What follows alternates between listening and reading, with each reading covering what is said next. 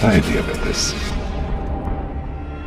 Dijabetes je ozbiljno kronično stanje organizma gdje je nivo glukoze u krvi previsok. Razlikujemo dva glavna tipa dijabetesa, tip 1 i tip 2 i još nekoliko retkih tipova ove bolesti. Na osnovu izvještaja Svjetske zdravstvene organizacije, broj obolelih od dijabetesa se od 1980. do 2016. godine učetvorostručio.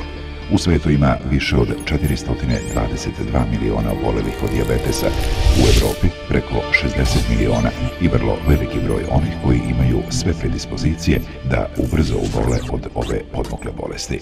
U Srbiji od ukupnog broja stanovnika 8,7% muške i 8,5% ženske populacije zvanično je obolelih od dijabetesa.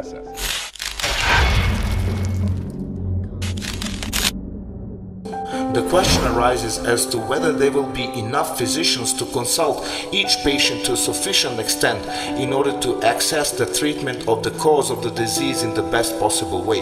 We are witnessing that we are living in the age of technological development. The Omegon AG, a digital healthcare company, has initiated its original cryptocurrency called the Omegon token, which is expected to emerge on the stock of exchange on January 1st, 2019, when it will be exchanged in a ratio of 1:1 to Omegon coin.